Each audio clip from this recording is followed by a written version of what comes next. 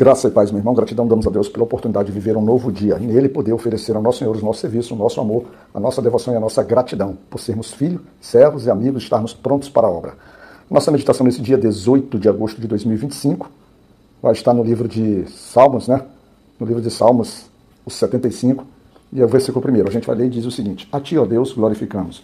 A ti damos louvor, pois o teu nome está perto. As tuas maravilhas o declaram. Nós temos de inicial que o salmista já está trazendo vamos dizer assim, uma glorificação do nome do Senhor, reconhecendo, por exemplo, sua autoridade, e dizendo que as suas maravilhas, né, aquilo que é na natureza, aquilo que foi feito, o próprio salmista, né, as manifestações, as curas, as revelações, o tirar o povo do Egito, atravessar o Mar Vermelho, trovoadas, ou seja, todos os sinais, essas maravilhas, tudo que ele vem fazendo, estando com o povo, conduzindo ele pelo deserto, tirando do Egito, libertando, dando as terras, tudo isso é sinal que já vamos dizer assim, que já registra a assinatura do Senhor na criação e o quanto ele é poderoso e o quanto nada se iguala a ele. E uma das formas dele glorificar isso é por meio dos louvores, né? Por meio do louvor. Então nós temos aqui a questão já do salmista trabalhando essa questão dos louvores. Só que o salmista ele vai trazer muito mais do que isso. Ele faz essa apresentação inicial, mas na verdade para apresentar o centro da questão, que é que o Senhor exercer controle sobre tudo e o Senhor é que estabilizará toda a questão humana, todas as necessidades humanas na terra. Quando ele vai no versículo 2, ele diz assim: quando eu ocupar o lugar determinado, julgarei retamente. Aí o salmista ele sai da sua pessoa e agora ele entra na própria pessoa do Senhor. É como se mais um salmo que apontasse para aquilo que vai trazer, por exemplo, em Mateus 24, em Apocalipse, lá no livro de Colossenses, os eventos do juízo final, porque ele coloca o Senhor aqui sobre o seu trono determinado, quando ele estiver exatamente lá no lugar em que foi estabelecido para que ele possa, vamos dizer assim, fazer o julgamento das nações, fazer o julgamento dos homens. E aí, nesse período, e ele vai trazendo esse processo, dizendo assim, que ele já está nas condições, ele vai trazendo porque tudo que está acontecendo é que a terra ela está se dissolvendo, mas ainda assim o Senhor é aquele que, vamos dizer assim, estabelecendo suas colunas, faz com que o mundo ainda se sustente, até que o seu juízo possa se fazer presente. E aí no caminho, lá no versículo 4, ele diz assim, ó: disse eu os loucos, não enlouqueçais, e aos ímpios não levanteis a fronte. Ele já está mostrando para aqueles tido aqui, são os ímpios, mas são chamados de loucos, que são os devassos, os imorais, os soberbos, os mentirosos, os assassinos, os adúlteros, os lascivos, os que não santificam o nome do Senhor, os que rejeitam a sua glória, os que não amam a Deus, ou seja, todo esse universo de pessoas aí, ele já está dizendo que muito simples, que o Senhor, ele fará sobre eles, vamos dizer assim, o seu juízo, por quê? Porque esses homens, eles não devem temer nem homens que vêm do Oriente, nem homens que vêm do deserto, e nem vêm também do próprio deserto, né? De lugar nenhum vem essa exaltação, ou seja, essa exaltação não vem, essa firmeza, esse controle, esse poder não vem.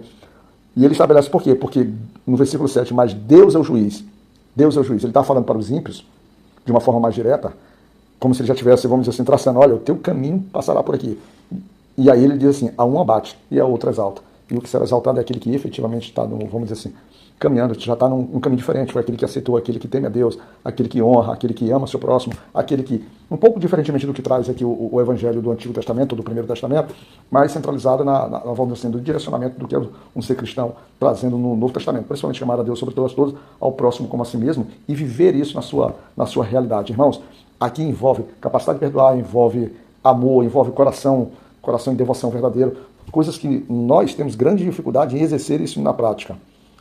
E aí o salmista ele continua trazendo a figura de um cálice, né? E esse cálice ele será servido, será misturado, e os ímpios, né? Eles, vamos dizer assim, eles estarão sujeitos a beber desse cálice. É o cálice da justiça do Senhor. E é tão forte isso que na parte final desse versículo 8, ele diz assim: certamente todos os ímpios da terra solverão e beberão as suas fezes.